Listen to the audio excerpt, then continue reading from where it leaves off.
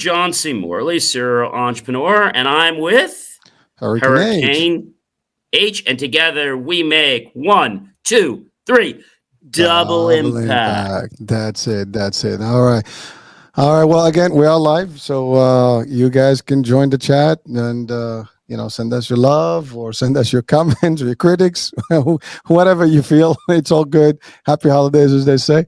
And this is just an open discussion that John and I have, and we just have fun with it. We rant sometimes. We bring feedback. We bring some good stuff, I guess. Good insights. I don't know. I mean, we bring lots of insights. We bring you lots of powerful nuggets that, if you choose to apply them, they could actually change your life. And John, you're still on. Let me see you. You're still on here. Okay, you're still there. I'm here. Right. Yeah, no, I'm looking at the TikTok feed. I just not able to bring you up, but hey, I'm too small of a creator for TikTok. They want millions of people over there. It's some nonsense. Well, again, I mean, the algorithm has been changing, and trust me. I mean, even big players, some of the videos they get stuck about 200, 300 mark. Actually, I sent a thing to them, and they said, people have to be a little bit more unique about their approach, I guess, and their creation or creativity, and that potentially gets you, places. I guess you got to be a little bit more of a controversial, or maybe you can be a little naked. I don't know. I mean, you want to do a little striptease business going on? No, I'm just kidding. No. You want to cook in front of people right now? I do cooking. Actually, all the times I went cooking, I cooked live on Instagram. Oh, well, I mean, Instagram, that's a whole different ballgame. I mean, that's different. TikTok doesn't let me go live. I mean, I can do my cooking and I can upload it to TikTok, and we've been doing lots of different videos. We upload about 2 videos a day on TikTok. But over 1,000 or 2,000, 1,000, not likes. I have over 4,000 or 5,000. They went over 1,000 subscribers. That's a lot. Listen, I mean, it's happening slowly but surely, as they say, right? I mean, like today, not tomorrow. Well, maybe yesterday, like we say, I want it yesterday.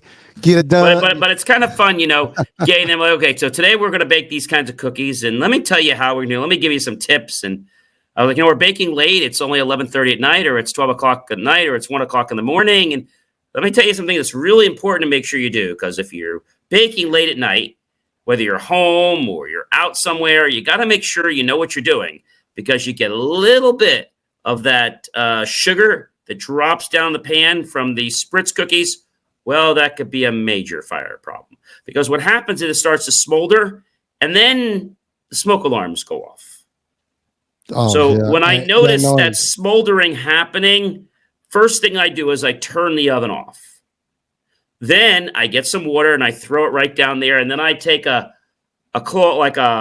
dish towel, and I take the spatula and I move it back and forth to make sure it's all nice and clean, get all dry. I lost 5 or 10 minutes, then I put the oven back on, and now we get back in business. Wait, time. Safety first. Do you say just throw water? I mean, is that like a flame going on? No. So you've got the oven, right? Yeah. And so what happens with spritz cookies is, even if you're careful, you still get a little bit of the spritz that'll somehow drip down to the bottom. It just happens sometimes. And so what you have to do is, when these things start to burn, they smolder. And when they smolder, well, they smoke. So I turn the oven off, and then I take water and I just throw it right on the metal, and it just do that a couple times. And then I take the spatula with the dish towel, and I just kind of move it around to get it all freed up. And then I turn the oven back on, and then we're back in business, and we lost 10 or 15 minutes because the heat's all gone out with the water. And now you got to go restart again. Yeah. Oh, boy. But it's better than the alarm going off, because I remember, I think it was just a year before COVID, we're making an apple pie in my community center. And we made the pie. It was a no-bake apple pie. They didn't have ovens enough for everybody. So I took the pie home. The next day I decided to bake it. Put it in the oven. Everything was all easy, simple. I hopped in the shower. I'm not in the shower maybe 5 minutes. and suddenly the smoke alarms go off. Apparently, I had put too much apple in the pie, and it kind of boiled over in the oven. And started sizzling and burning and sizzling, and just the sizzling causes the alarm to go off. Oh, when you take anything and just pop it right out of that metal, that just doesn't. That's not a good recipe for anything. That's annoying too. That noise, unbelievable. I hate that. Well, and the thing is, too, a lot of these smoke alarms, you can't just. And I have the ones with the 10-year thing. You don't have to put the battery, but to turn them off, you have to get up on the ladder or on the chair, and you have to press and hold it for 5 or 6 minutes, and then they all are supposed to shut up. But those are all related. Family one screams, everybody screams at the same time. Right. So you press the thing, and then they're all gonna stop. But what I always do is I open the back door, I put the fan on, and you have to make sure you do that because the air's got to move around. Even if you're cooking bacon in the oven, any little thing will cause that smoke alarm to go off. And once the alarm goes off, it's like it ruins the mood, right? It's like you just don't want to do anything anymore. It ruins the mood. It's not to get into an R-rated project here, but if you're in one of those romantic moods and something happens and suddenly you're having a question about something else, well, why are you asking me about that? Well, that just ruined the whole mood. Now I'm not interested anymore. So it's like the same thing with baking, but it's a little bit different.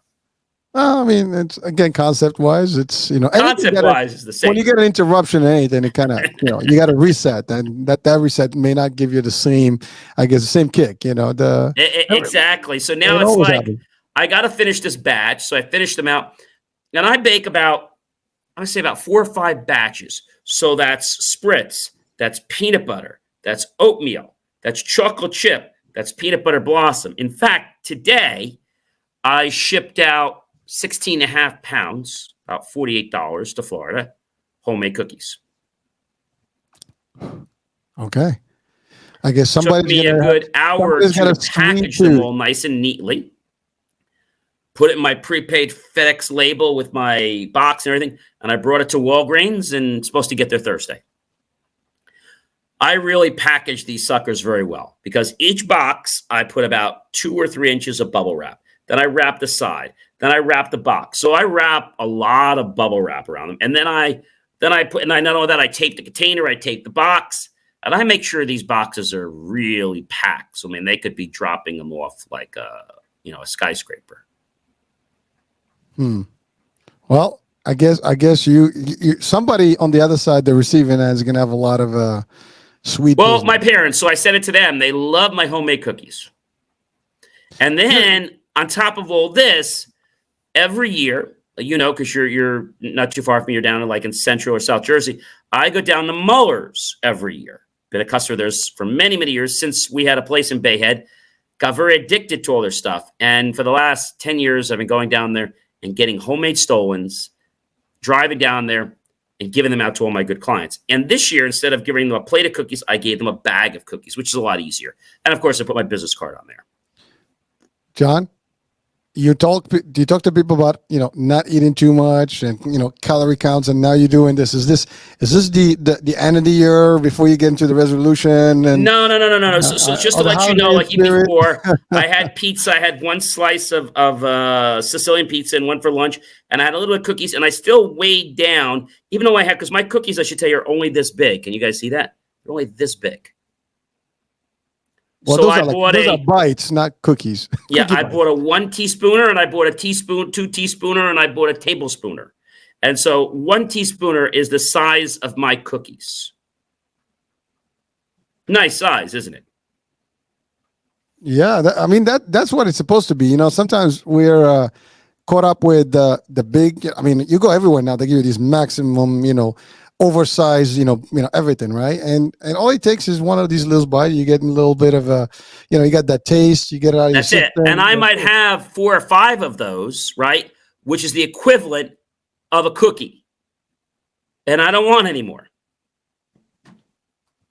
It's just a small cookie, and they still have 3, 4, or 5 chocolate chips in them.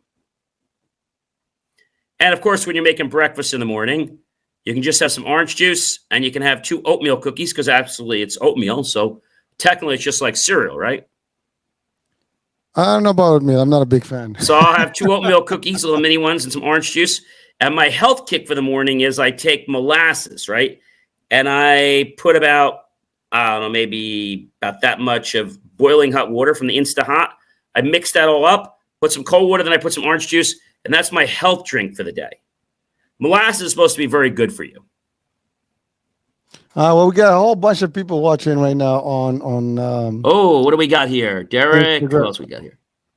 Instagram, but I'm not seeing any comments. So, yeah, any questions for our audiences here? Like, anything they can contribute to your inquiries, whether it's about TikTok, whether it's about. So I got a question for you, TikTok people. So how do we grow up to the thousands? So you guys know I create all kinds of stuff too. By the way, if you're looking at me on TikTok, I'm JCM Academy.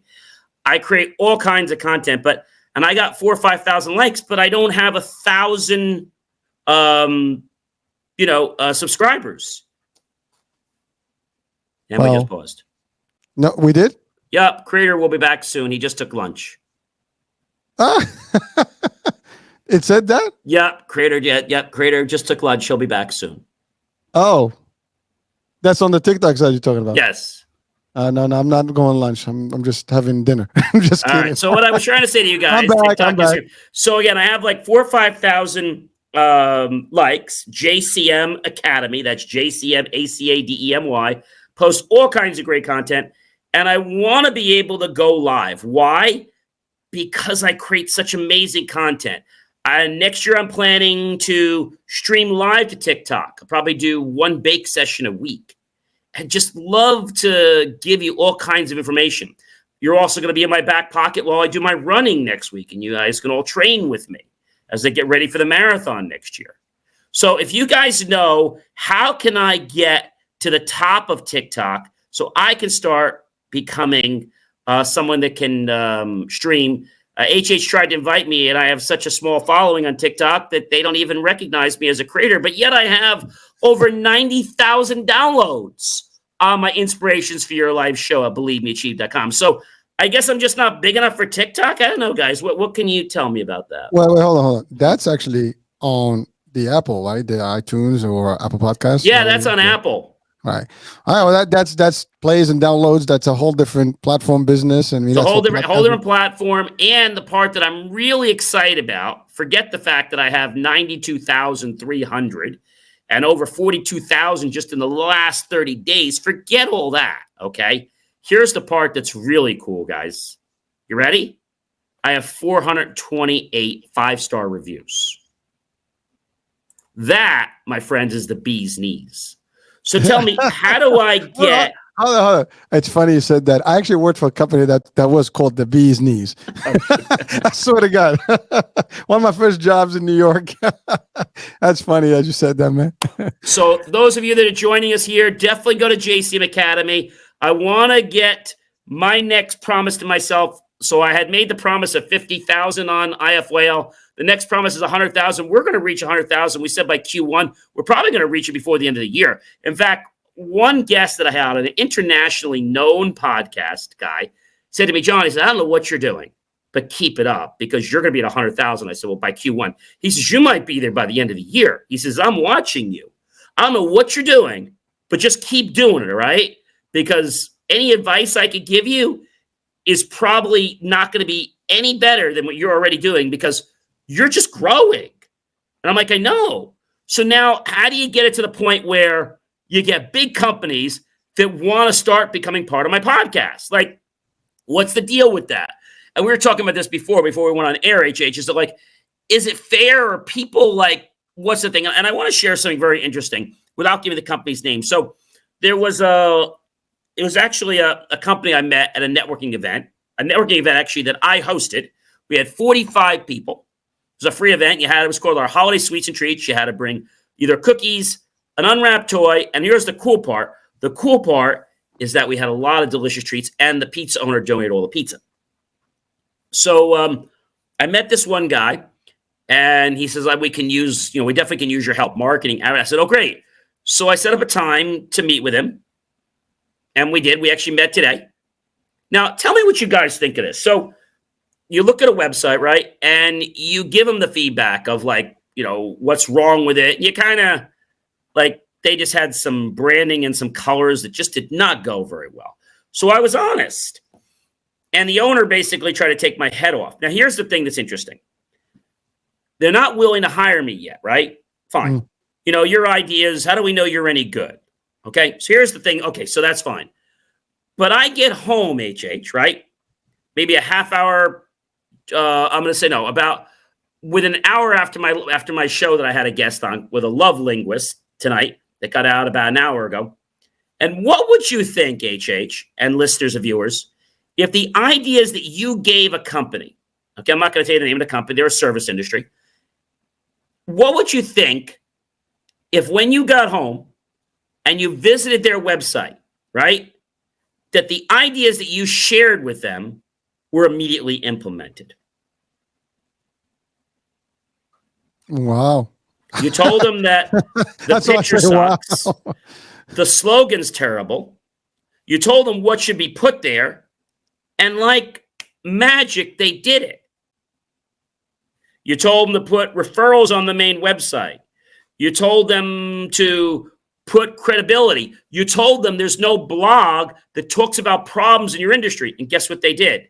Within an hour, HH, they created all this. Well, they listened. Yeah, but I didn't get paid. Because they said, we don't know if you're any good. So if you don't know if I'm any good. They used your advice and applied it, but they deemed you not, I guess, qualified. Well, they told me they have this multi-billion-dollar website company that's ripping them off. And he says he's on the fence about getting rid of them. Well, I have a hunch he called this company, gave them my ideas, blasted them, and they just miraculously created all these pages. I mean, I don't know how that makes you feel. It doesn't make me feel too good. Well, I mean, it shouldn't in a way because, I mean, you just gave them the advice. They took advantage and that's it. I mean, that's not supposed to be how. But again, I mean, I have to say, you didn't have to give them any advice. They should, agree with you in a contract or something before you got to put. I gave them some tips to give them a pointers of where we're going. And they were just tips. And they were notating every word I said on a piece of paper. I even called their company and pretended to schedule a service appointment and gave them the feedback of their lousy customer service representatives. But John, we're going to have to circle back with you next year. This is not a good time. Well. So John, this leads to that same conversation that you were asking. TikTokers and everybody about. What does it take, in this world of social media, and podcasts and talk shows and everything? I mean, there's millions of us out there, right? There's so many creators. Maybe 10 million, actually. Maybe on the podcast side, but on the creators, there's millions everywhere around the world, right? So whether it's on TikTok, and by the way, great talent everywhere, right? And that's the beauty about this. There's content of, diversified topics and a lot of fun stuff, a lot of entertaining stuff, a lot of educational stuff, motivational stuff. So it's plenty of things. And we have some top-notch people also that are out there and their clips and, reels are being exchanged and things like that. So it's pretty good. And unfortunately, I mean, it's all about audiences, right? Some people click in with one particular show versus others. But here's the thing that I just want to kind of bring to the table is that this is the thing. People always undermine you until you become big enough, and then they want to be part of your success, and then it's too late, right? The train left the station, as they say. I said this a few weeks ago. Remember I said to you, I think a few months ago, I said to you, why is it that people never want to get on your plane or your train while it's safely in the hangar or at the station? But they'll risk their lives to jump on that plane while it's taking off or while it's already in flight for 10 minutes. I guess it's called doubt, or it's called not being ready. It's called that they're not seeing the value yet. Maybe they don't see the thing. They don't have the same vision that you do, right? So when you have a vision, it's only yours. I mean, you can share it. Some people have that intuition, some have a perception. They can see it in advance. They can see what you're doing. They can pretty much kind of see where that's going. I mean, if they can just think about it for a minute, I mean, they can see the picture, the big one. But they're not. I mean, it's like what I usually refer to as you're on the ground floor as opposed to being on the penthouse, right? Or you're in the what do you call it, the ISS versus being on the plane. I mean, the view is much bigger and better, right? You can see the whole thing. And that's the same concept here. People are on the ground floor. They only see what they can see. They have a limited horizon, and that's all. You go higher, the horizon gets bigger and bigger, and you can see the whole thing. That's exactly what's happening here. People don't have the same view and vision that you have, and therefore they don't see. Now, some people are smart enough to realize, like, wait, I see something here. And this is actually what happens with talent. I mean, sometimes you and I, we refer in a lot of different shows, we hear these things. And for example, Oprah, I always give the example of Walt Disney World, right? He was given the booth and was told that he lacked imagination. Now, despite how people feel about Walt Disney and his personality, whatever, but as a successful story, as a creative mind, as an inventor, and just a visionary person, think about that. You're told that you are literally not very creative. You have no imagination, yet you create one of the most advanced elements in the world, or places in the world where there's magic, there's creativity, innovation. I mean, Disney is ages ahead of a lot of other companies. A lot of people copied that. I mean, I've learned through them. You and I, we shared similar experience through their Disney programs. And we can see that, but people don't see that all the time. And that's really what happens. Sometimes people miss, which movie was it? Was it Elvis or somebody? I think it was Elvis. Someone missed the boat on him, and he lost, all the concept, right? He didn't see him as a particular talent, and therefore he was not the one who actually made the big stuff when he became big. And that's exactly what happens all over the place. People sometimes, they don't see you for who you are until it's too late. And then, oops. Sometimes they regret that, listen, it happens to many people out there, and some of the top people who have achieved, success and real stardom even today have gone through these things where they were not being, I guess, previewed correctly or accepted correctly at the onset. They just, they were looked down at. They're like, oh, well, there's too many of you, blah, blah, blah. But you never know. A lot of singers, a lot of, stars, movie stars, and a lot of players out there, and a lot of business corporations. You think that the concept, I mean, we can talk about many concepts out there in business world, and you'll find that some ideas were just simple, but yet big. I mean, eventually these things grew. I mean, who knew? It's like, look, I mean, the idea of YouTube, the idea of social media, Facebook, all these things. But I think the big problem I have is if you're on the fence about my ideas, I get that, right? But then to just take my ideas, or in the case of social media, saying, well, gee, we don't want to do this. But yet you try to copy a creator. I've had people, a lot of times they come in. I've had people, all my work is copyrighted, and especially the music, the songs, everything. I had people trying to take my music and show and trying to put it in their own show. And I'm like, that takes nerve. And so every night we have a script that runs, and it tells me if there's any site out there that's running our content illegally. Then I politely just click a little button and send them a cease and desist. I've had to do that a half a dozen times. Oh, you mean it's not public domain? No, it's not. It's copyrighted. Oh, my bad. Sorry about that, dude. Again, I mean, you go to any website, it says copyright, all rights reserved, all the stuff. I mean, you have logos, you have, But I think on videos, they think they could do whatever they want because it's on YouTube or it's on here. That doesn't mean you can steal it. Well, if I mean, again, if it's downloadable and it's shareable and you allow it to be shared, that's one thing. If they use it commercially and to profit from it, that's a different story. Well, when they try to take it or even put it into their own brand, that's still, even if they make money or don't make money, they're still creating a brand. So if they're taking your stuff, and I'm not talking about using it as a review, I'm talking like they use it. Like, for example, I'll take videos a lot of times. Like there was one with, I think I told you, a domino thing where they did like 10 million dominoes. It was amazing. And they had robots that set up dominoes. Well, I did a review on this. Within 10 minutes, I got a letter from a lady from Facebook telling me that she was going to file a complaint against me because I stole her son's content. I didn't steal anything. I explained to people how this was a video somebody shot and how it's interesting what students are doing. But what does that have to do? Like, how does that link to what she's claiming? Well, what she was claiming is that I, as a creator, stole her video content that she produced of her son. And she wanted to get paid for that. I said, but I even cited this and I said, hey, this is an example of one type of learning that's being done in STEM.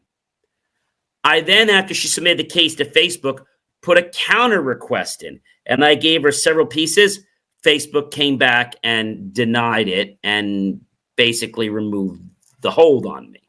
But the people that don't understand this, I think, don't really understand the creator world. So the creator world is here to make this place better, but it's not here for people to just take our information and become that person.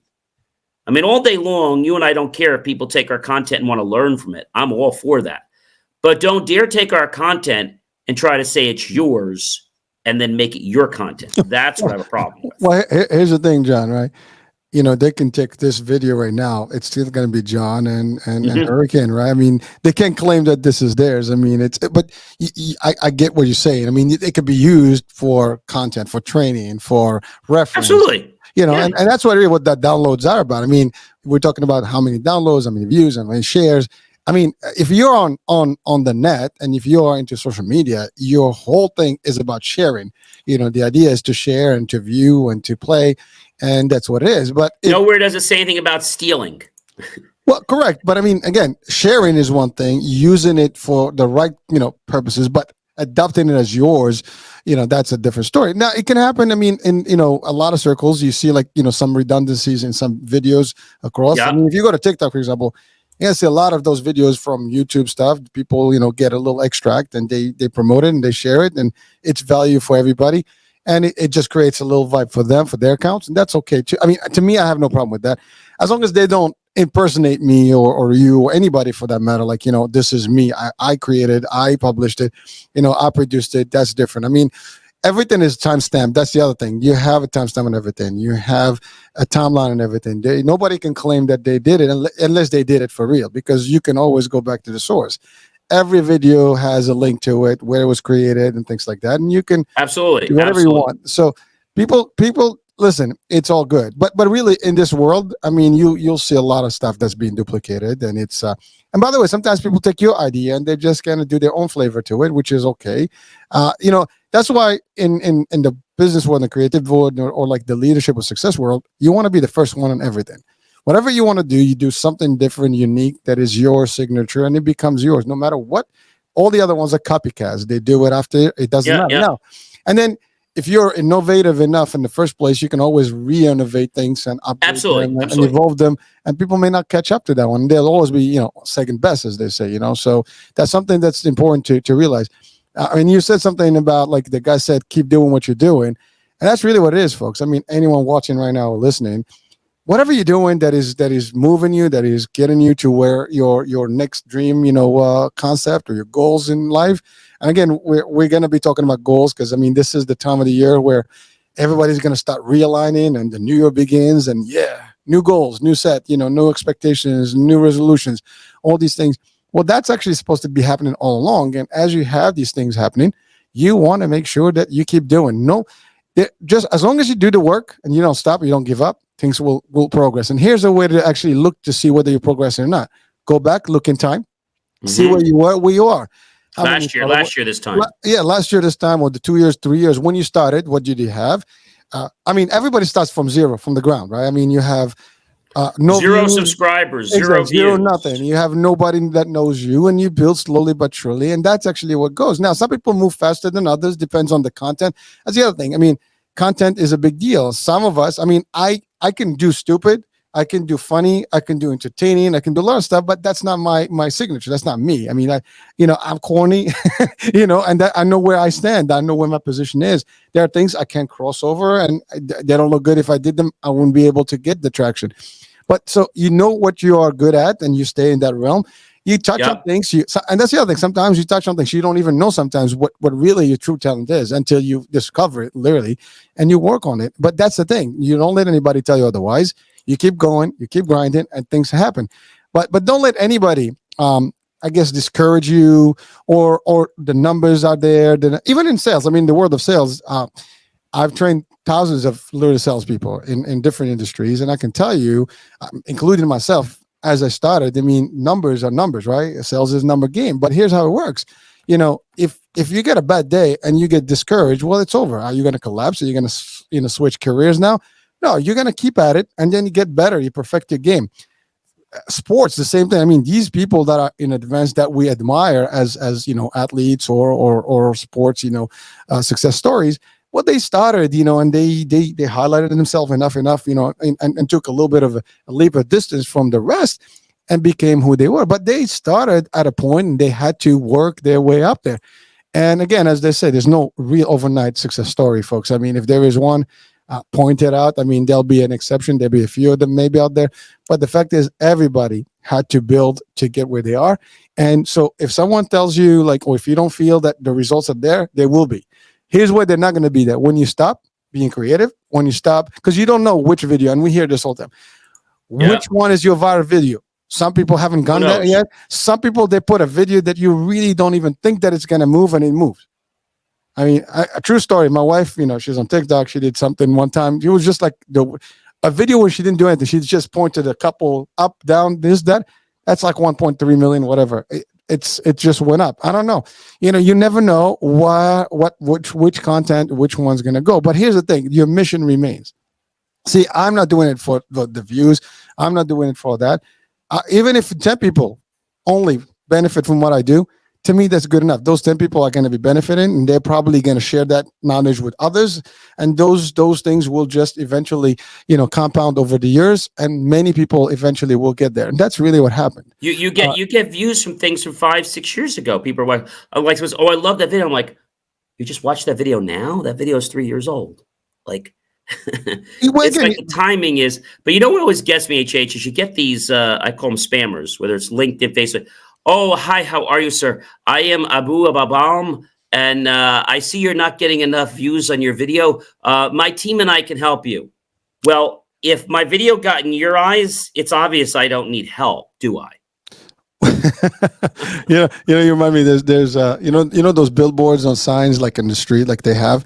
And sometimes you see, like, it got you, right? It literally, like, this is proof that actually this billboard works because you just read the actual note on it. But that's it's funny because that's the fact. By the way, I've tested some of those folks. I mean, they promise you the word, they're gonna get you plays, and they're not. I mean, believe me, I've tried every single thing out there that they promise that they're gonna build up stuff for you. There's only a few things that actually work out there. I mean, I've used Prodvigate. It works actually for YouTube. I've used Pat Social. It works for Instagram. There are some services that do work for you. I mean, you pay for the service to promote. I mean, like a marketing agency. I mean, you can use a real marketing agency. That's the other thing. I mean, John has, they do the work, right?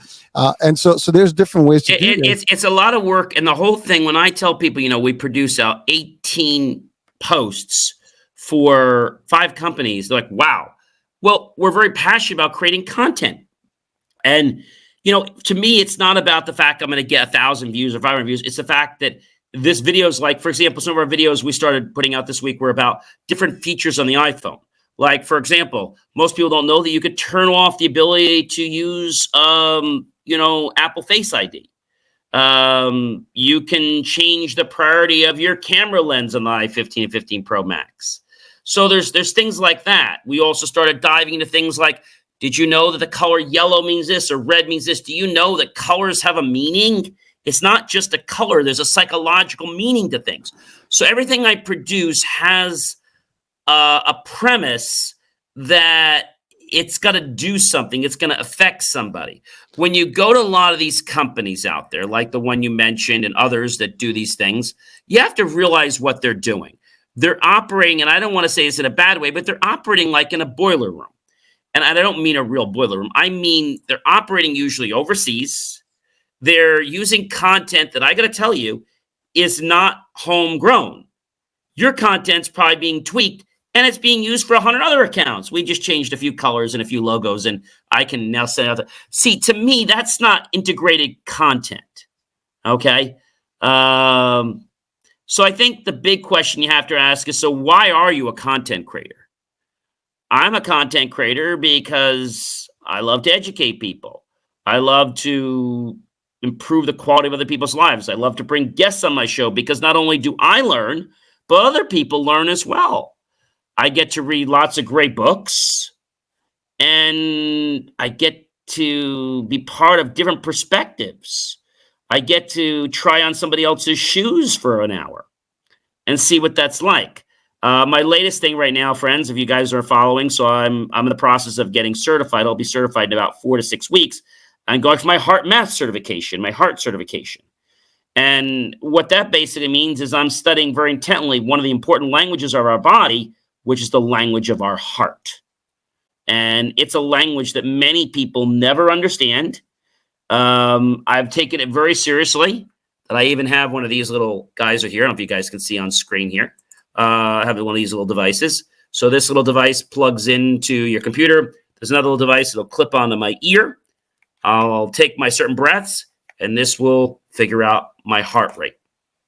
Not just my heart rate, but my heart rate variability. So there are so many different languages. We talked about tonight, there's a love language. There's a heart language to understand, because you see, it's our heart that produces things. It's not our mind. Our heart has a magnetic energy which causes things to be brought into our lives. And so I said, this is something I want to do for myself. I want to make the plunge to be heart math certified. Great for the coaching. But then what I want to do is take it to the next level, because after I get heart math certified, I want to then help more than just, because they only let you help 10 people a year. After that, I want to go the next level and be nationally heart math certified. You got to pay them more money, but then you're allowed to share the program with as many people as you want as a speaker. So I think content really motivates me. It drives me, because there might be that one little piece. You've all worked on a puzzle before, right? What if there was just that one little piece that you needed to complete it? And we all love to celebrate completion, but sometimes we just need one more piece. We don't know where we're going to find it or even how. But when we find it, it's like, yes, I got it. And now I'm finished. John, it's funny you said that, because here's another way to look at it, folks. I mean, I love what you said. You got to do the content because you want to do it for the right reasons. Ultimately, a lot of people do this because it can make money, and that's great. And we hear a lot of monetization. We hear a lot of things, and actually, it's okay. There's nothing wrong with that. It is a world where a lot of people today can make good money doing this. They have creativity. I mean, before you have talent, you got to go to the theater, you have the movies, and it's very selective, or radio. Now you can create a lot of things, in public, and people will actually determine you as being talented, and that's all there is. So it gives you a better shot. But here's the thing. You watch any show, I don't care which one, pick any one. Good, bad, whatever you decide. Here's the thing. You're always learning. At best, at the worst scenario, you're learning what not to do and what not to do in a show and what not to say. So you already learned from someone that really, kind of like flunked the actual show. But it doesn't matter. It's the content. It's the, exchange of information. For example, this whole network started with the idea of educate, enlighten, inspire, and motivate. And we're still true to it. Enrich your mind and soar beyond limits. Time to evolve. And that's kind of like, that mission is still true. We'll keep up. We're going to continue building in there. And there's nothing that's going to face it. It's positive. We don't talk negative. We give the facts. We allow people to make their decisions, and that's it. If you can get 1% at a time to have some piece that they take and play with and use them in their playbook, you've already done your job. At least that's how I look at it. We can change one element, and you said one piece of the puzzle. You can't see the big picture until you have a lot. Sometimes you think about the biggest complex machinery, right? It's a lot of components. A plane is a lot of miniaturized pieces. When they come together, you have a plane that is functional, that flies. The space shuttle, whatever it is. For those of you that believe that we go to space, for those of you who don't, that's okay. Let's take an example. You've seen cruise ships. They are engineering miracles on at sea. So the concept is there's so much stuff going on, and there's a lot of that, right? And you just have to look at what you can get from anything. whether it's a style, whether it's the ability to interact. Maybe you look for something. How do I do it? How do I get excited about talking to people? There's different ways to do it, and the different people have different things to offer. And through listening to them or hearing them, you'll pick something. It doesn't matter. First of all, you got to look beyond the obvious. Because some people judge you for how you look, for what you sound like, for your age, for your size, for everything, right? Mhm. Your ethnicity, your religion. But if you go beyond these things and you really go to the core, there is raw stuff for everybody. That's really what it is. So if you start getting elevated in your mind, you will actually start seeing good information coming in that will benefit you. I guarantee you will get benefit from everything that you listen. Like I said, the worse you are benefiting from learning not to do certain things, and that in itself a good thing. You might as well learn from others' mistakes as opposed to your own mistakes. If you can avoid mistakes, why not, right? So it is a win-win. And I think people have to understand that now. Today is Monday. If you guys don't know, today I released the next episode of JCF Academy, and the episode was all about jealous, and it was about forget about the haters. So I actually got in the car, proverbially, with Nick Jonas, and we did a short little video. You're allowed to do up to 5-6 seconds. And I was in the car with Nick Jonas singing Jealous. And my whole message was you got to forget about the haters, because the haters are going to be there. And you're successful when either your haters or their family come up to you and say, hey, are you hiring? I am, but I'd never hire you. Well, I don't say that, but the point is that there are people in this world that just don't want to see you get what you want. And I think that's a terrible thing. But if you can understand that there's so much in this world, there's so much abundance, and we have to be happy and grateful for others that are getting great things. Whether that's cars, whether that's relationships, whether that's material things. We have to be happy for other people. And you might be saying, well, why? I'm not that way. Yeah, but you need to be. Because when you do that, it shows the world, it shows the universe that you're grateful for what you have. And I've said this before, friends. When you truly demonstrate gratitude to the universe says, hey, yeah, I'm going to show you some more things that you can become grateful for. Well, gratitude, right? That's the key. And by the way, someone said something funny, and I actually believe in this, because, they said you eventually going to have someone that hates you. Some people hate you just by default. They just don't like the sound of your voice, whatever, right? And by the way, hate is a sad thing. I mean, we're not supposed to hate. We're supposed to love. We're supposed to. You could dislike, but not hate. I mean, that two different levels, right? Hate is usually a negative piece. But I don't like your style. That's okay. I'm not going to bother with you. I don't have to listen to you. I don't have to follow your style. I have to follow Absolutely. You. And hate, ladies and gentlemen, just to let you know, hate is not the opposite of love. Hate is not the opposite of love. Now, that's very strange. That's deep. But it's not the opposite of love. Well, but if you don't love somebody, you don't hate them. That's right. So what is the opposite of love then? Any of our viewers want to take a stab at that? What's the opposite of love?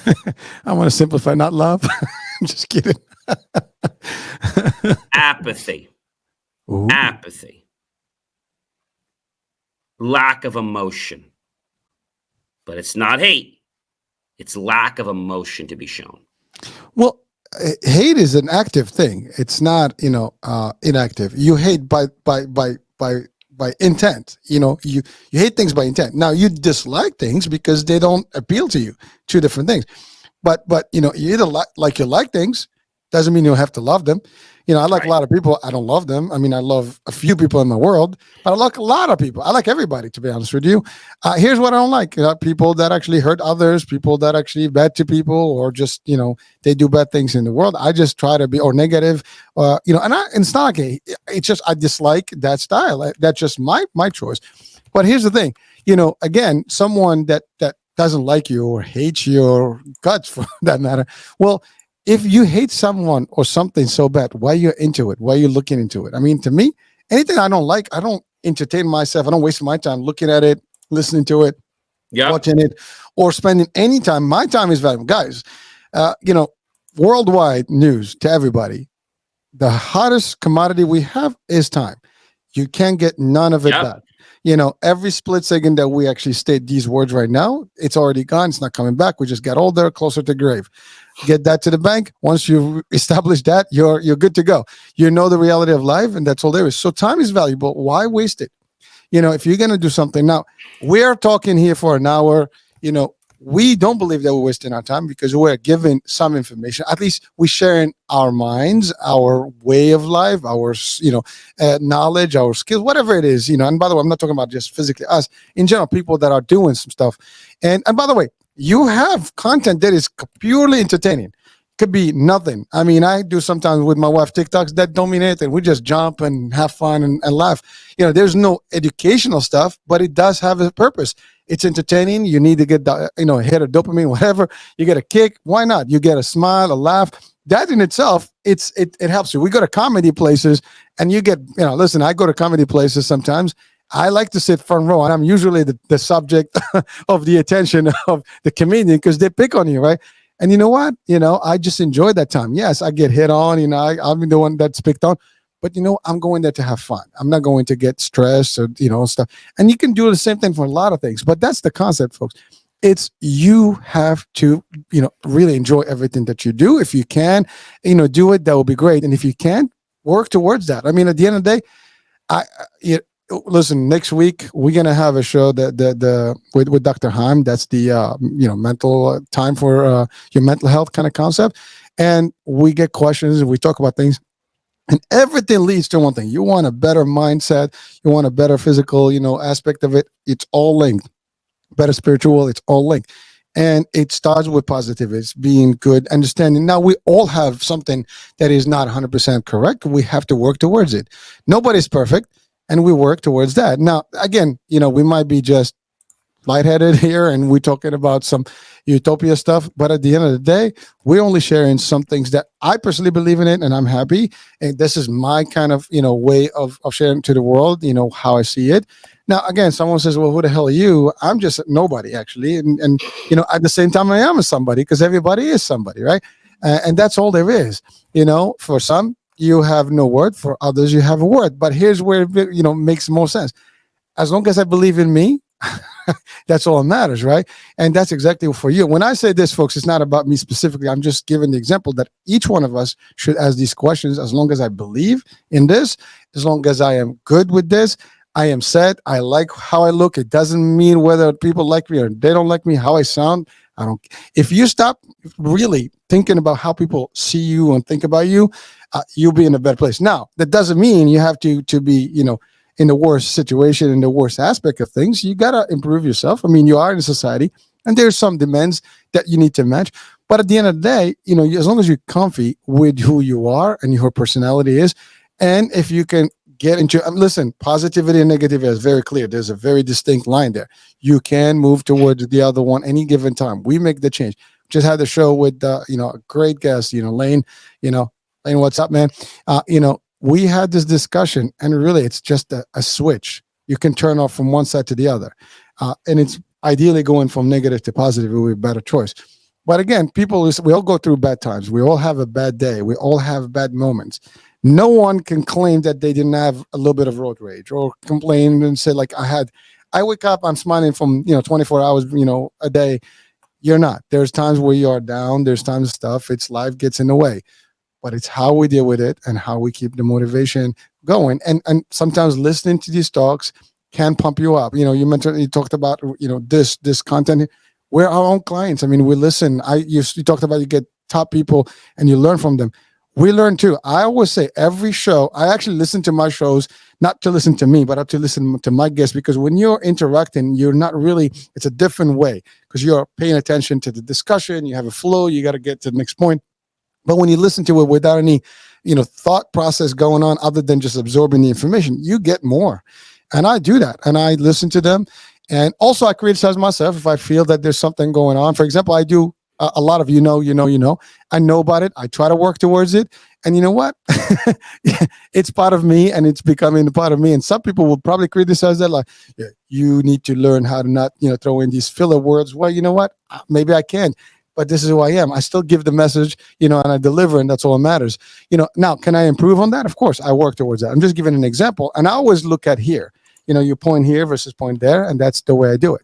So John, I think we've rumbled a lot, we've ranted a lot. So what else?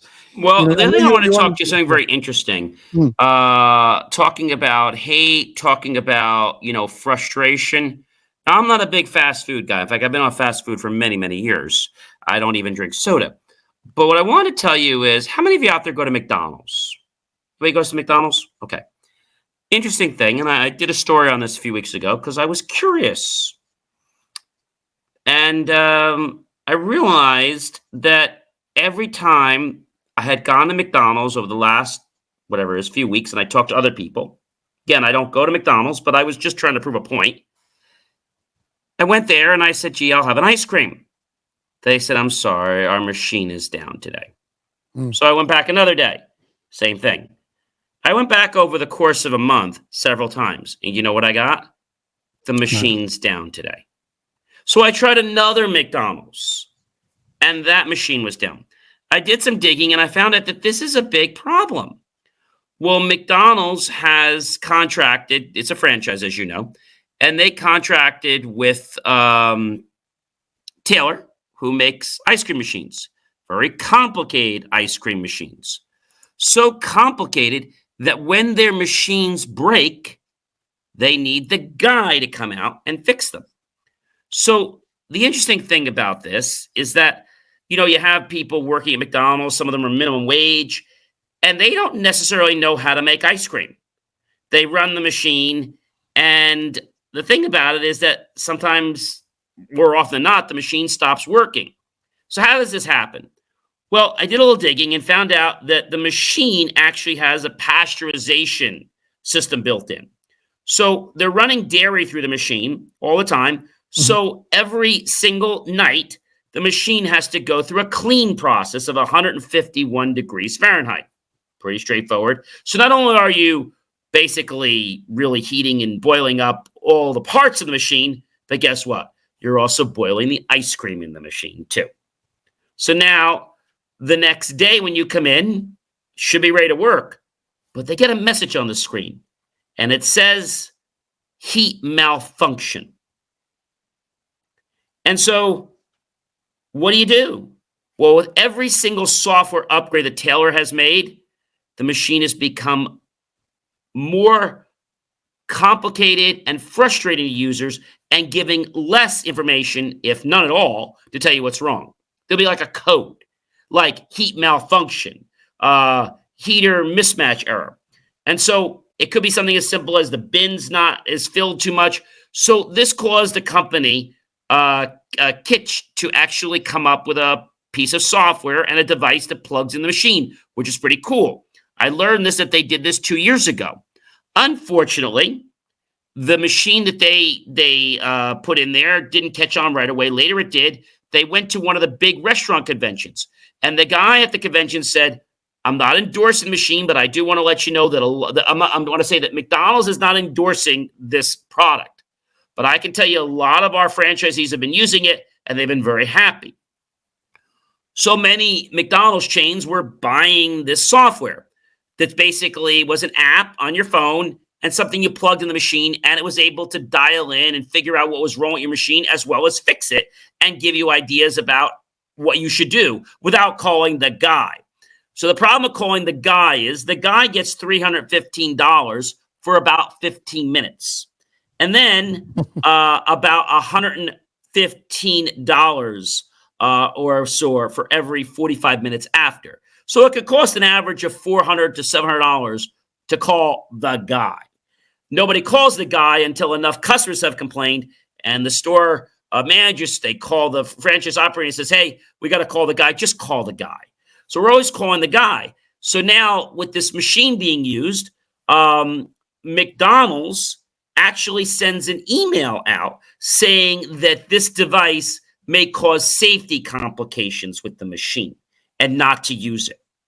Because then a division of Taylor decided to write their own version of the software, which actually did nothing. My point is that this whole thing about this machine, which is not a cheap machine, it was basically the C60, I think it was the 602 machine.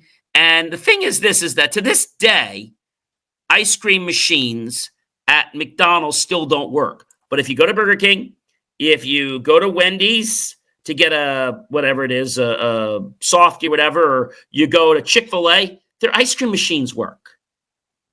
They're using a different model. And so McDonald's doesn't really care if your machine's down because they're not paying for it. But I have to ask something, HH. I'm wondering if the reason why they don't care about the machines is if they're actually making money off of the repair.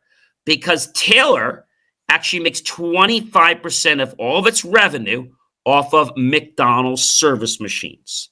That equates to $190 million a year. I see a problem with that picture.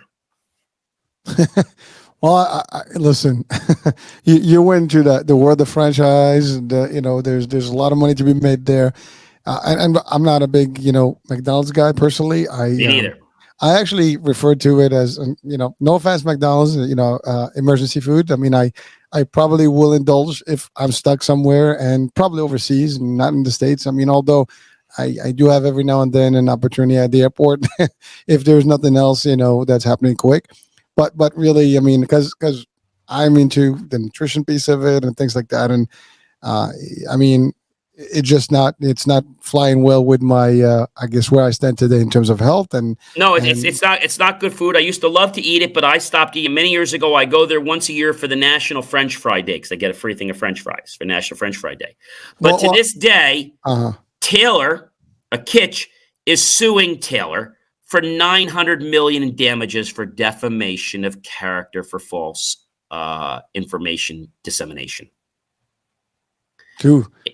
It's funny how all these companies, and this is what I've learned with a lot of franchisees, they really keep the owner-operator in the dark. Well, so that we can have a whole show about franchises because I can tell you stories. I've experienced, a couple of them personally from an investment perspective and working through them and working with them and the challenges that come with them. I mean, there's advantages, disadvantages equally.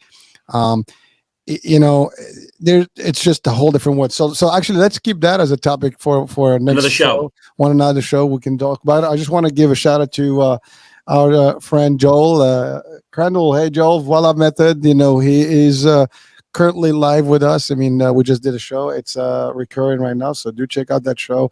It's an awesome discussion about getting healthier and well using the Voila Method. So again, shout out to you, man. So John, this concept, by the way, you talked about fries, and we can have another show about that because the studies that are coming out right now and how those fries are made, where they're made, how, what their contents are. Oh, they're not good, but I just go once a year and I have a couple French fries for National French Fry Day, but I don't eat McDonald's fries any other days. Well, again, maybe once in a blue moon, it may not hurt, but once a year is probably okay, and I don't even eat the whole thing. Again, folks, here's the thing. I mean, we can obviously we have the nutrition channel where this is the eye health channel here, and obviously this talk show is just a global show. We just have more of business and rents and things like that. But really, the concept is there's so much stuff that can affect your body and things like that, and we have enough pollutants across everything that we have around. I mean, like, I'm getting more and more conscious about everything that we have, and it's so sad that you cannot find the right food. Sometimes if you start thinking about it, you're not going to eat anything because you go to a store, what can you possibly eat? Even your vegetables, like we say, go to the outside aisles and grab some vegetables, legumes, and all the stuff, fruits. Even those, they're not purely organic. There's pesticides. There's this, there's that. I mean, so I mean, it's very difficult to really find clean nutrition. Or nutritionist, nutrition, something that will give you nutrients. It's weird, but that's what it is. Now you're talking about the fast food. I mean, it's a great business from a business concept. It's, employment, all this stuff. Even that is in limbo right now because with the machines now, some of these places you can even talk to humans. You just go and click and order. plus the online. So it's changing the dynamics, but the food today is not what it used to be. So we can have a whole show about that. Maybe we can bring in some experts on and that join us for the discussion. And, folks, again, this is your show. You want to comment and join the discussion, please feel free. You can always, if you want to be on the show, you can actually send us information. We can bring you on and we can talk, with you. You can give us your peace of mind and, or money, whatever it is that, you want to share, as long as it's going to be knowledge that we can, exchange. And it's G or PG, no X and no R content. That's it. I like that. That's a good one. I should put that on the ticket right there. Well, we'll take G and we'll take PG, which is a little questionable, but no R and definitely no X and definitely no triple X. Oh, well, yeah, but maybe we'll go viral with that one. So the views will go right up. I guarantee there's someone here that just waiting for us to do something crazy and they'll cheer us up, right? But maybe we have to do something really large. Like we have to figure something and do the show on some wacky place, like at the bottom of a mountain or in a cave, or maybe it has to be on the top of some huge building, which is barely able to sustain us, or maybe it's done on our way to space. Maybe we'll do it in space. Who knows? Hey, listen, everything is possible. I can always put a backdrop right now and we'll be in space 2 seconds. No, I mean, we're literally in space. I could literally let you meet the Martians. They're next door to me. So we could do stuff like that. We could be at a restaurant. We could be in, I don't know, Wolfgang Puck's kitchen. Listen, we could be anywhere. We could be in Disney. We could be in Disney World. We could be in Universal Studios in the Harry Potter studio talking about the experience of when a boy gets his first wand, he becomes a true wizard. Well, wait, hold on, John. Remember what he said. I guess when we get big enough, we'll have those invites and we'll be able to do those platforms, right? We're going to be busy because, I don't know how many of those I can get to. So, by the way, I only take first class on the plane. So if you do want us, H&H and I both require first class or business class seating. So don't expect us to just pay coach because we'll stay home. Well, wait, time out. Yeah. If you want to do that, let's make sure we fly Emirates because that's the place. Yes, absolutely.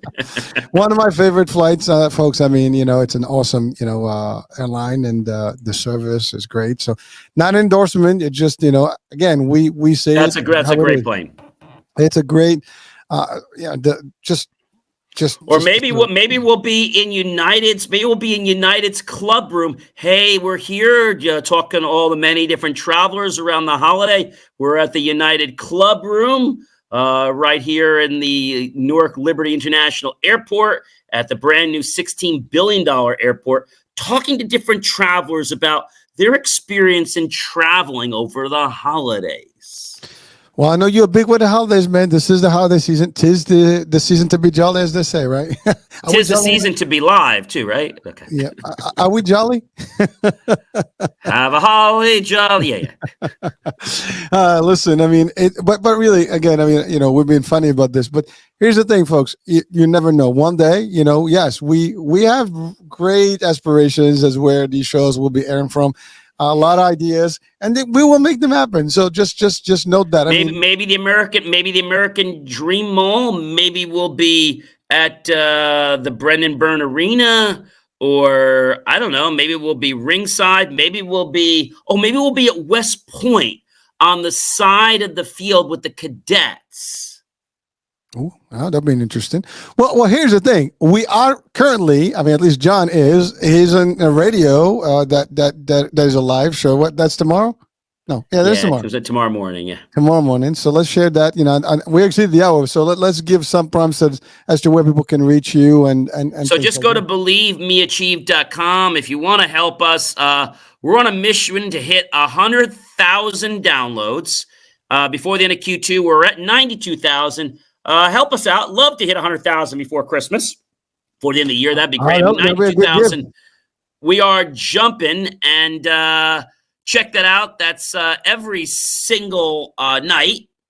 And then the J Moore Tech Talk Show I'm very happy to report that we're almost at 9,000 downloads. That's our weekly tech show. But you can always go to believemeachieve.com because there's just so much content I can't possibly explain it all to you. But there's something for everybody. No matter whether you just want to learn about something, you want to learn about a new feature like turning off your iPhone, or maybe you just want to learn how to turn off the iPhone Face ID, or perhaps maybe you just want to learn where are we going with biometrics. And the reason why we have to employ AI is because there's so many false positives on face recognition, finger recognition, and now we're even getting 2 new types of recognition for humans. One is gait, which is able to tell your speed, your pace, your walk. That's one. And now we're getting emotional recognition. These are all new types of recognition technologies that are going to be deployed to store and know whether somebody is who they say they are. Well, I can tell you this. This happened. I mean, I was in Dubai about a month ago, and we literally walked in. There was no customs or nothing. You walk in, you put your passport, you look at a camera, and the camera is retinal scan, and basically it scans you. You're in, and that's it. You don't talk to a human. You walked right through. And that's actually coming up to a lot of airports and ports. And now I have a question. Was that a retina scan or was that an iris scan? I mean, I just refer to it as a retinal scan. But well, I mean, let me ask you a question because I've been doing study on this. So when you look at the camera, what did you do? Just look at a camera for a couple seconds, or did you have to keep your eye focused for 15 seconds without blinking? No, it doesn't say. You just keep looking, and it gives when it goes green, you go. That's it. If it goes red, that means you have to go to talk to a human. But how long did you have to keep focusing on a particular object for? Maybe like 5-10 seconds, max. Yeah. So if you were focusing on one point and you couldn't move your head for 15 seconds, you were doing a retina scan, a very unpractical and not friendly, which is why more people are doing iris scanning, because we can just take a slip of the eye and bam, we know. A retina scanning is more accurate, but it is a lot more intrusive. Well, I can tell you this. I mean, for all intents and purposes, it could have been just the iris, because what it was, when I say 5 to 10 seconds, I'm just guesstimating, but it was the time to put your passport, and the passport goes through the reader, and then you basically, and it's a camera. It sounds like what you did is what I do for Clear, which is you just looked at a thing and it looked at your iris, took a picture match, and see if the database had you. If it was an iris scan, you would have been told, a retina scan, you would have been told to look straight at the dot and then not move your eye until they told you to move your eye. No, this was there's no dot. It's really just then that was an iris scan. Yeah, look, if you ever watched that movie, the Fifth Element, Bruce Willis, long time ago, it's in the 90s. Yeah. So the girl from space thingy, she had that little visor that gave her that makeup thing. It looks exactly like that. The camera looks like that. You look at it, and it has a couple of things in there. Very similar to Clear. When you go to the airport and you just look into the thing, and it takes only takes literally, I'm going to say, 3 seconds, and then you show your passport and you're on the plane. Well, that thing is if you come to U.S. ports, from cruises, they do have those devices. And they even had them at JFK at a point. I remember you walk in through them, you just basically look, it goes green, you don't talk to anybody across. But what I'm talking about is there was not even a human in that area. We walked literally. There's just Oh wow, no! When you go to Clear, they actually kind of baby you through it, like, oh, here, sir, just put your eyes here, put your passport here. They literally, and then yep, this person's good, you can take them through. They manually walk you through. This was almost like you just got scanned. I mean, literally, you just put your passport, you look. It reminded me of what they put in some of the airports now. What they're doing is they want to make sure people don't have any type of drugs or contraband on them. So what they do is you walk into this door, and it says, keep walking. So you keep walking, the doors close, you don't stop. And as long as there's nothing wrong, the other door's open, they let you out. If there's something wrong, the other door doesn't open. So it's sniffing you while you're walking through the exit chamber. You get boxed in, baby. So no funny business, right? Well, again, talking about technology, but this is where it's going, folks. I mean, again, we're evolving with the times. It's just going to change. And, these are tremendous topics. We can talk about them in the new year. There's a lot of stuff that we can, hash out. So John, any last words for today's show before we close? Because we've I think we bothered them Yeah, a I little think bit so. longer. When are we back again? What's our new schedule? I know we kept changing. So when are we back on the air again? We'll have to figure that out.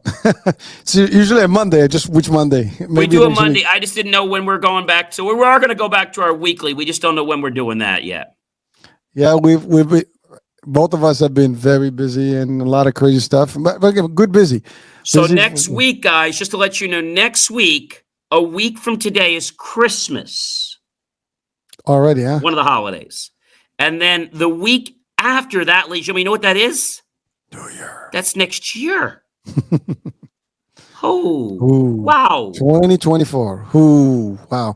We used to see that in Mad Max, like in the movies, like, it's like the future is here. It's unbelievable. But it is what it is. We're into a new The only era. thing I want to leave people with is over the holidays, I know people get a little zealous. They want to buy things. They want to go online. They think they're very safe and comfortable because they're home and all snuggled up in their pajamas, or maybe they're all dressed up and they feel they're all protected in their room or their fortress. But what I want to let you know is that you're not really as protected as you think, because that's when the bad actors are expecting you to make a mistake, to buy from that website, to give information. So my message to you is make sure you're buying from a safe, secure website that has a lock or a solid key. And do make sure that you are enabling MFA, multi-factor authentication, on any type of sites or accounts that will require any type of personal information, especially personal health information. Or you know what? That information's as good as toast. Well, hold on, John. I'm sorry. You opened up, Pandora's box right now. We're not closing this because we can't leave them hanging right now. Because you just, it is the holidays and people are still shopping. You and I, we talked about like, are we done yet? But we're not, right? But here's the thing, let's talk about that. How does a person know what a secure site? I know it says this site is not secured on the URL, but how really do you know which site is legit, which site is not? So let's say, for example, you went to Amazon.com, okay? Yeah. When you go to Amazon.com, you're going to see there will be a solid lock at the top left, or you will see a key if you're using an older browser. When you click on that lock, it will say site information for the site, and it'll say connection secure. If you click on the arrow next to it, it will show you you're securely connected to the site, and it's verified by, in this case, Amazon was verified by DigiCert. Now, the interesting thing about this, I can click on View Certificate, and I can see the common name, I can see the certificate, I can see all, and I can see that it is valid from October 3rd, 2023, and expires June 7th, 2024. So I guess they better get themselves a new certificate, because on January 7th, that certificate is actually going to expire on Amazon. I mean, I hope they will. So when you go to a site, it could be something as simple as, it could be something like, easypass.com. When you go to easypass.com, you'll know as well, because when you go to that site, you'll be able to see that there is HTTPS and you have that little lock again. You can click right on it, connection secure, and you'll see who's verifying it. You can view the certificate, and you can actually see how it was verified, all the information. You can check all that out. But if you're getting a site and the site is steering you to something else, like if I go to EasyPass and I see the site is being verified by Joe Schmo's website, well, that's probably not a site that I want to do business with. So a lot of times, we get information up there and we want to just log in because it sounds like it's the right thing. But really, the problem is when we do this and the information doesn't match, like this says right here, the DNS matches with EasyPass New Jersey, chat.easypass New Jersey, EasyPass New Jersey all, and it's been verified up to 2048 key size bit. So these are the things you want to look at. And I see the company that actually did the verifying was Global Sign. So this is what you want to do. If you're going to some site and, it doesn't have the S, or it says to you the site may not be secure, don't log in. Generally, when you click on a login symbol, that's when you should see that secure lock. And so when you're logging into a site like EasyPass, I don't know why EasyPass doesn't have it. They have everything else, but they don't have it. They don't have two-factor at EasyPass. They should. They have all these other stupid things where they send you stuff. Even your banks now are actually asking you not asking you, they're telling you they're going to send you a two-factor in your email, or you can set up a two-factor on Microsoft Authentication on your phone. So I know it takes a little more time, but do it. And if you're on the fence about doing this, you can go to believemeachieve.com. You can click on my tools for hosts and guests and try a trial of NordPass. NordPass is a great password remembering system, and it will even allow people in your family you trust to get emergency access when you want. So the moral of the story is, when it's the holidays and you're feeling giddy about going to a game site or wanting to buy something, just do your due diligence. Keep your shirt on and make sure that the site is actually what you think it is. You don't want to grab a chocolate bar, like Forrest Gump says, and have something that has a taste you don't want. But we always seem to keep going back for another chocolate. Unfortunately, when we do that on the websites, we might already have our identity stolen. Well, that goes also for emails. You get a lot of solicitation emails. So the phishing business is, really efficient. They're efficient, and I'm talking about the internet phishing concept. They've been phishing a long time, and now they're going after executives. There's spear phishings, all kinds of phishings. But what I'm seeing a lot of big hacks on is on the iPhone and things. Make sure you're at the latest version, 17.2 as of this video, and it might even be later, because if you don't, there was a pop-up attack that could actually exploit your phone. So again, make sure you're staying safe with information. And the last tip I have for you is, if you're somewhere and you're afraid about your information being hacked, well, turn off your Face ID so that you don't inadvertently unlock your phone and allow people to see. And from whatever you do, don't let anybody see you put your PIN into your phone. If they do, they can actually take over it, and they can become you. Ooh, scary business. I mean, again, this is the real stuff, folks. I mean, they can do that. And by the way, there is a whole discussion now about you talked about the latest update on iOS, where you bump two phones and then the information is exchanged immediately to the other phone. So, well, yes and no. Let's clarify that. Put the phones together, it'll still prompt you, but there is still an option on your iPhone that will allow you to actually set whether you don't want to receive anything. My recommendation is don't allow it even from contacts. Turn it on manually when you want it and turn it off. That'll just be the best way to keep it safe. Otherwise, who knows who you're going to bump into, and you might inadvertently, press that button, and then before you know it, you've downloaded something on your phone. So this is iOS 17.2 update right now. No, but where do they go to make? Oh, very simple. So all you need to do is just go to your phone. You can just drag your phone down, and when you get to your main screen, you're going to actually see, you can just push right in the center. So if you go to the right of your phone and just take your finger and right where the battery is, just swipe down gently, you're going to see, it's going to say like the airplane, the Bluetooth, the cellular, okay, you're going to see all that, the Wi-Fi. In the middle of all those four buttons, just press, and you will then see another box that pops up. You'll see something that says AirDrop receiving. Mine says off. I'll touch it. I can do receiving off, contacts only, or everyone for 10 minutes. That should only be on when you're going to exchange with somebody. And then make sure you turn that off. That is very, very key, because, hey, you really don't want to have information just being sent to your phone. Well, so it's really the AirDrop feature that is causing the problem. So the AirDrop feature is causing the problem, but the other issue that was causing the problem is that they were sending all kinds of data to your phone through this new particular virus they came out with, and 17.2 blocks that from happening from websites.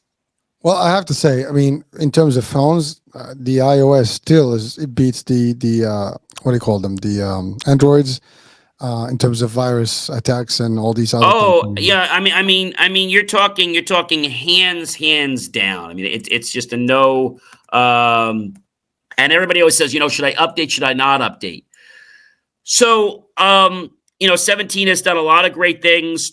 They added stickers now, so when you're wanting to message somebody back, you can actually use a sticker to send back. You have a journaling system. You have the ability now to even do things like turn off just by saying, hey, I'm not going to say her name. And then the phone who am I, the phone will if I could say, hey, whose phone is this? And I say her name, the system will automatically say, hey, this is John's phone. And guess what it'll do? It'll put me on a screen and ask me to enter my PIN. So there's a lot you can do with voice. And I think we have to just be cognizant of our voice, because when you call a bank, I never allow them to use my voice to do a detection. I always opt out of that, because people hearing my voice all around, I never use voice detection to validate me. My voice is everywhere. People could use bad acting tools to make my voice say anything. So I choose to never allow my voice to be a voice print. John, you do have a distinct voice, man. It's going to be hard to duplicate. Well, but they could take any one of my videos using AI and they could turn it into something. So that's why I never allow a voice print of my voice. Okay, so now you touch on something, and we're going to continue to 30 minutes, mark here. But here's the thing. You're right. I mean, there is an app where you can actually, and I tested it, you can make a duplicate of you, a clone avatar with your voice. It records you believe your me? voice. See? Okay. No, I believe you. I've tested it. I have. I've actually, you know me. I test on all these things, and it really does. I mean, it's amazing that it will be you. You'll be like, I could literally put a video that is talking that is not me. I'm not even there. AI will do it for me, and it would sound like me, and it's exactly my voice, because actually you have to say keywords and things like that, and then it kind of recognizes your patterns and your tone and everything, and it duplicates it. Your face also gets, scanned, and it will be exactly me talking to you just like this. And you see some of these reels that are in TikTok and Instagram that actually show you these things. Those are reels. By the way, every time I see somebody pops up that talks about an AI app or something, I test them out. Some of them are bull, some of them are real. I mean, in fact, some of them, they when I say bull, they're there. The features are there, the service is there, but it's not free. That means you have to get a membership. There's credits and stuff, like even all these AI stuff, they give you video credits or like script credits and things like that. So you have to buy these memberships to be able to do it. So, but when you get a reel, they say, oh, it's free to do it. They give you like a few, like maybe a minute or something free, and then the rest of it is there. So just something to be aware of, but it works. I mean, it's not like it doesn't work. It's real. But again, be aware of these, literally, I mean, we all hear about deepfake, that's technology that existed for a while. Now with AI, it's even getting bigger and, and better. And it's only going to get more advanced. That's the thing that you have to know. All the technology is upgrading itself faster than you ever can imagine. And before you know it, you can't even tell the me versus John. We can have a real double impact without us being here. That's we don't want to do that. I don't want to use virtual networking. But just to give you a warning on this, voice verification is being used by Wells Fargo. It's being used by TD Bank and a few others. And so the way it works is when you call into their bank and you verified your account, the system will say, okay, we've detected this is you. Thank you, John. If it's okay, if we can use your voice print, press 1 for another call. Otherwise, press 2, and we will not use your voice to identify you next time. Because what happens is, it's not what I'm saying. This is the part that most people don't understand. It's not what I'm saying. It's anything. I could say, hey, I'm at the movies. Great, John, thanks, we verified you. I could say, hey, I'm going for pizza. Great, John, we verified you. It's not what we're saying. It's the resonance in our voice. That's how they're verifying you.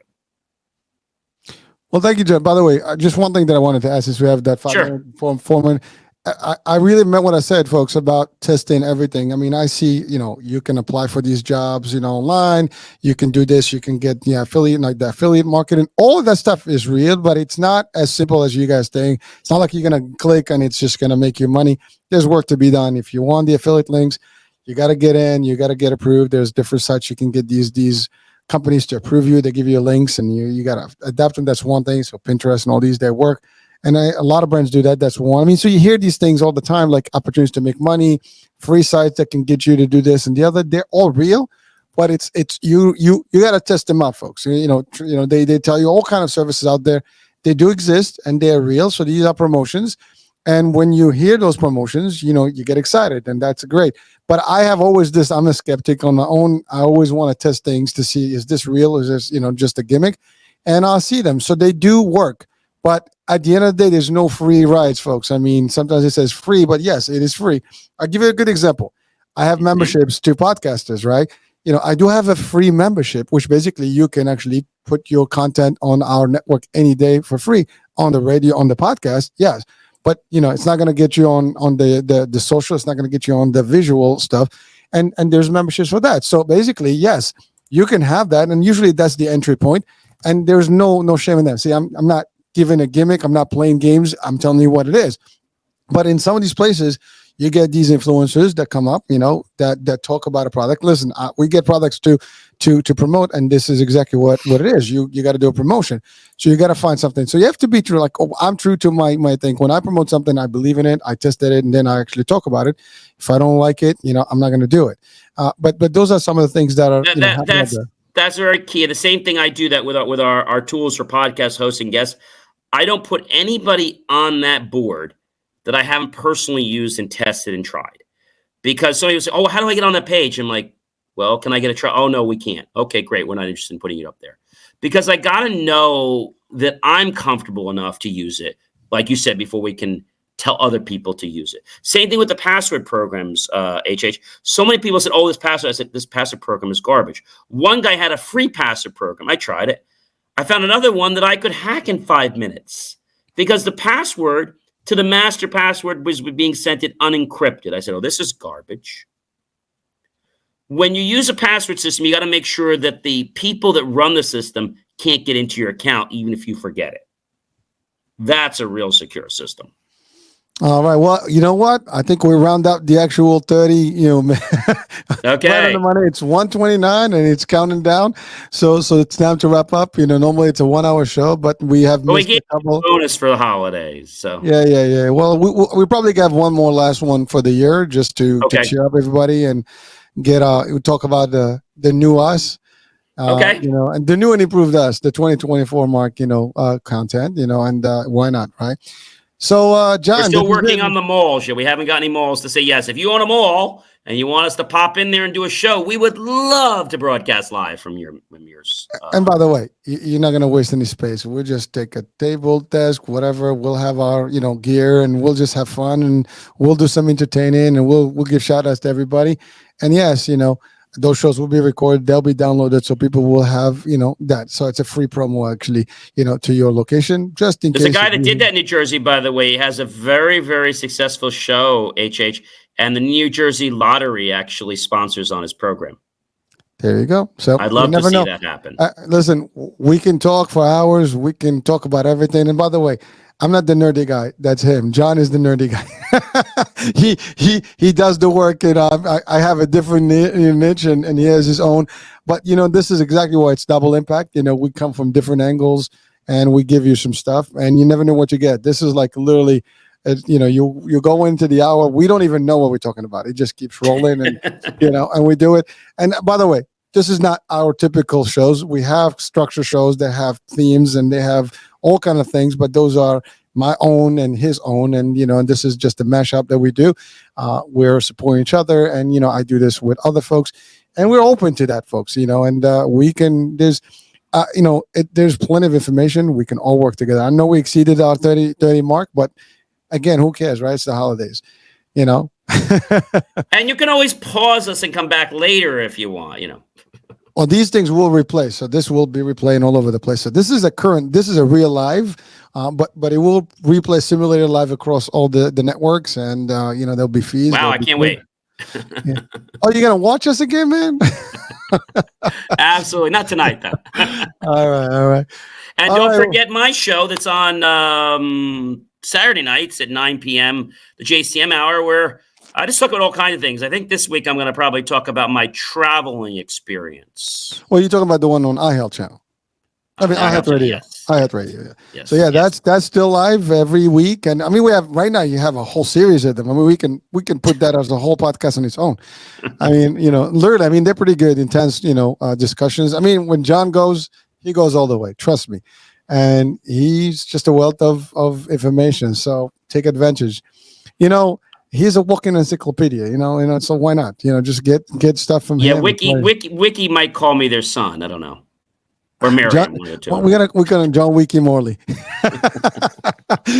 Oh man! All right, guys, right. we have to go. I mean, we would stay up till 1 o'clock in the morning, but we have things we got to do. I got to get ready to get on a flight Wednesday. So, but check out all our great content. We do love you so much for checking us out, sharing us, loving us, and of course, letting all your friends, colleagues, and associates know about the content we produce, because I don't think there's any other social media creators that run a show so raw and unscripted as we do. Oh, I'm sure they are. I mean, we're not exclusive, but ever to each his own. We have different styles. Everybody's out there, and you know what? Hey, the more the merrier. But yes, we have our own signature. That's for sure. All right, folks. Happy holidays, happy everyone. Holidays. That's it. We'll be talking soon. Stay tuned.